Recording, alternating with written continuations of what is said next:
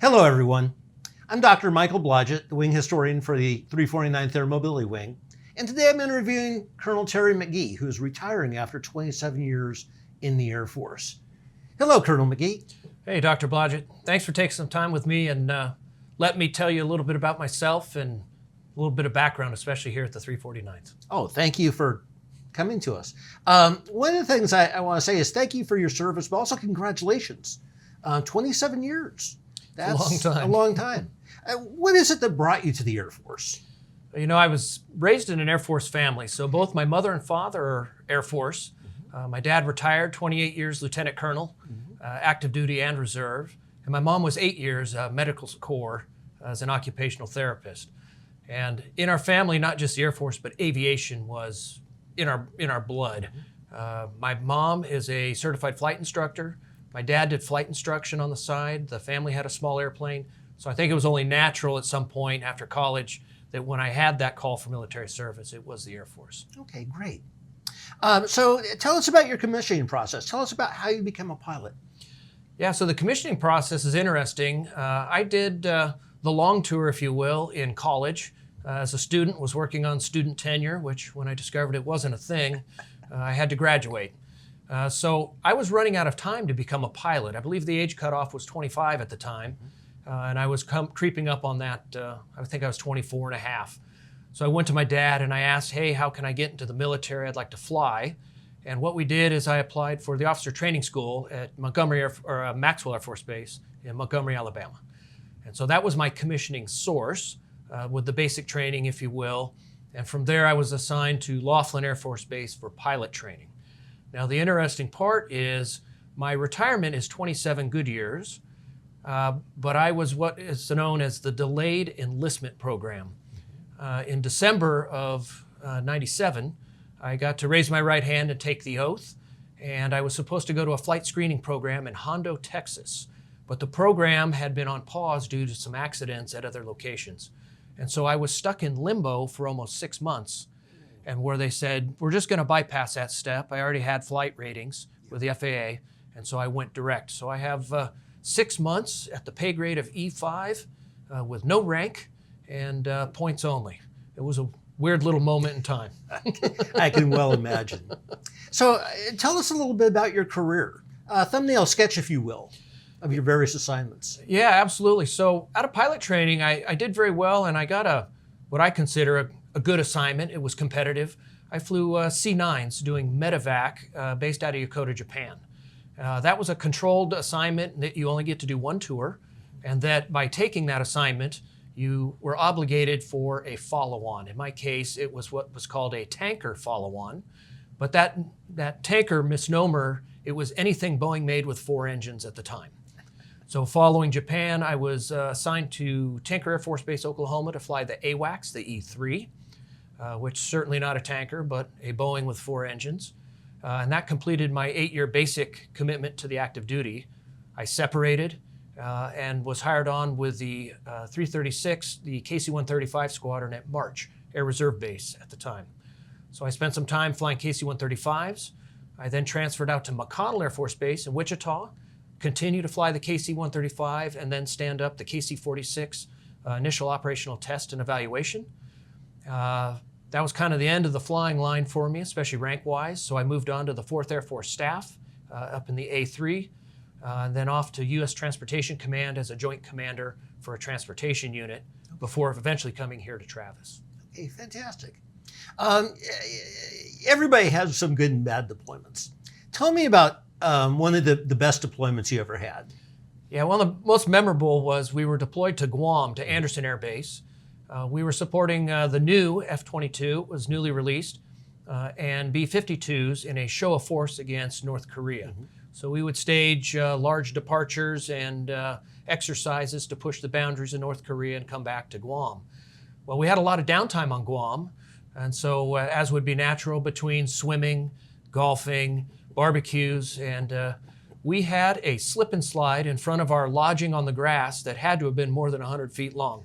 And it was always a contest to see who could do it. So there's a little bit of a kid in everyone to make a deployment fun. I can imagine. How about a problem deployment? What are those deployments where just nothing went right? Yeah, so I did a number of deployments. They were probably 7 deployments to Incirlik Air Base in Turkey. And we were a tanker stage, combined with an airlift stage. And it was actually part of the USAFE system, not the Central Command. And we were a detachment from a U.S. office, and we were to provide airlift and tanker support for aircraft going into Afghanistan and Iraq. Okay. Now, the issue with the Turks to use their airfield and their base, the status of forces agreements said that we could not originate equipment or material or men from Incirlik with a direct destination of, say, Afghanistan. Okay. Because the Arab states, the way that they operated, Turkey did not support our war against the Arabs at that time in Afghanistan or Iraq. And so you had to be very critical, depending on what you were moving. You may have to send your first load from Incirlik down to Kuwait, where it would land, taxi back, and then retake off to go to Afghanistan, because now the flight didn't originate in Turkey. Now, it's a sleight of hand, but that's how politics work. That's how politics works. And outside of that, you always had State Department. You always had someone breathing down your neck with a watchful eye. And it's where as a young major, I received my first real ass chewing by a colonel for not getting the T's crossed and the I's dotted. So it really was a long 90 days. It was Thanksgiving, Christmas, and New Year's. Stress of families, interpersonal relationships within the deployed members. And so it really taxed me. Yeah, I can imagine. That brings up another question. The Air Force can be hard on families. The Air Force can be hard on deployment relationships. Can you talk to me about ways that you saw your airmen deal with that? Or maybe sometimes not deal with that? Yeah, I think it goes both ways. I think, the most successful airmen were the ones that had planned ahead and had some sort of a resource. I would say the chaplains deployed, the old saying about there's no atheists in a foxhole. I think deployed, the chaplain service is all that much more vital, and they had a place of respite or a place where you could heal with the soul and relieve some of the stress. I think a lot of stress was an internal soul-based that you had to work with. It wasn't physical necessarily as much as there was an emotional side. I think the ones that didn't do the best had no plan. They had nowhere that they thought they could go to turn or look, and they're the ones that we really spent the most time watching after and trying to bring them into the fold of a social environment, whether it was athletics, sports, unit. We did little unit games or something, anything you can do to bring the people back in. But having a plan, it's amazing what having a plan in life will do. That's true. Then let's talk a little bit about mentoring. Tell me about some of your mentors as you were promoting. Yeah, so mentors are hugely important. I can't overemphasize enough about mentorship. My first mentor was my father. Obviously, now he was Air Force of the 50s, so I'm joining the Air Force of the 90s at the time. Different structure, but the ability for him to talk about officership, growing up, the maturity required, and what it would take for me to become a good pilot in the Air Force. Once I was in, it wasn't until I got to March out my first reserve assignment.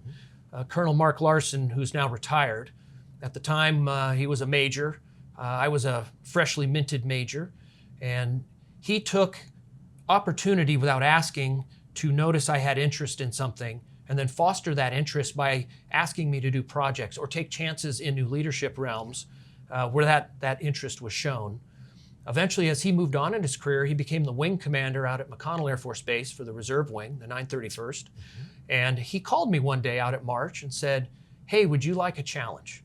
We're planning on getting the new KC-46 here in a few years, and I need someone to come out and help me grow it."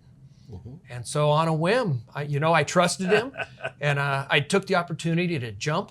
And I think that was a big mentorship step, that someone would reach out to you and say, "Hey, I think you're ready for a challenge. Are you ready to come out and do it?" And then the third one that was really important, the most recent, even as an 06, we all need mentors. While at 4th Air Force doing a staff tour, Brigadier General Mark Ritchie, we were both colonels at the time, but he took the opportunity again. You kind of get in a slump and you're not sure where your career's going, and he senses that, And he comes in as a friend and says, hey, let's look at where you're going. What do you want to do? And ultimately out of that, that's how I got to U.S. Transportation Command to do a joint assignment as a commander. And it's the mentorship that I received, it was unsolicited. Yeah. And I think that's what's important, is you have folks around you that can read you and then help you. That's the key to the mentorship. Yeah. How about some of the people you've mentored? Absolutely. So the two young folks that really come to mind, there's a young boom operator, she now KC-46 boom operator at McConnell Air Force Base. And she was just a young little teenager, co-worker of my wife's at Boeing. And I just remember young little kids running around the house. And as she grew up, she had an interest in the military.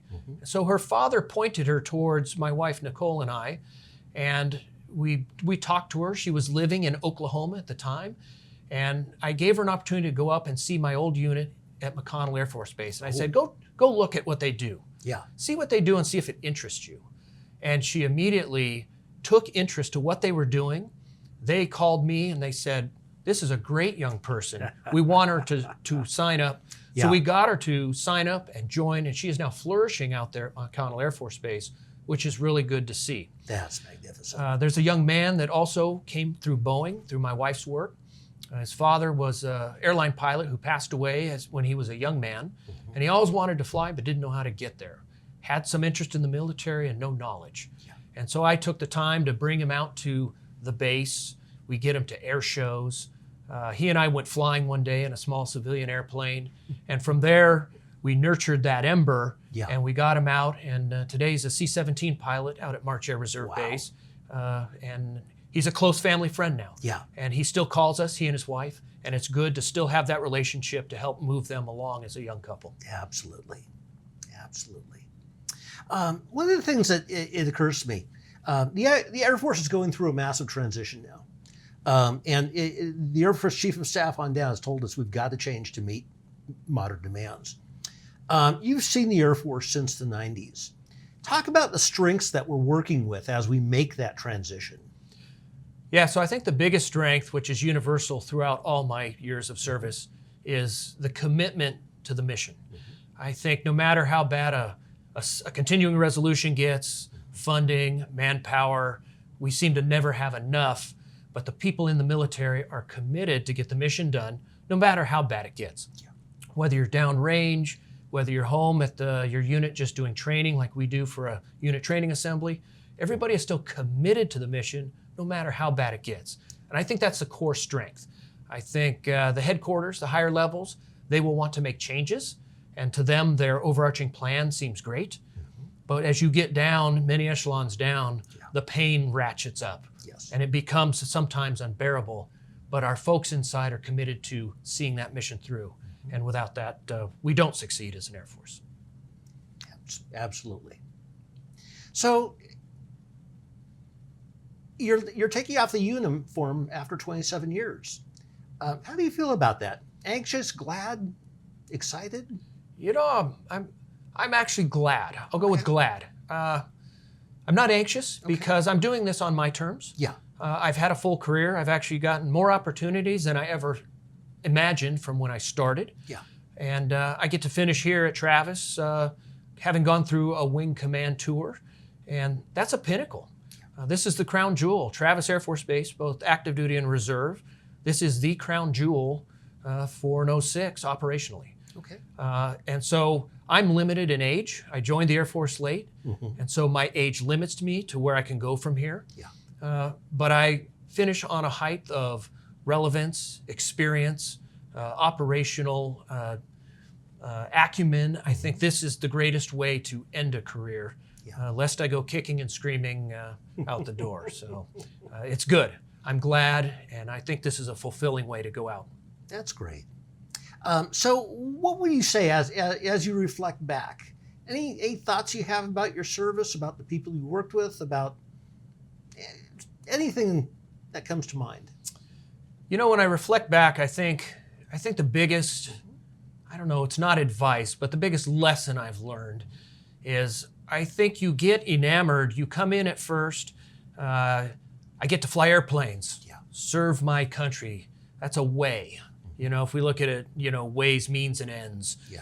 And we see the end. I'm retiring, full career. Great, that's an end. But what were the means? Well, it was the meat and potatoes of 27 years that I did not stop and reflect upon along the way. And I think that's where we may fall short a little, because it's within those means.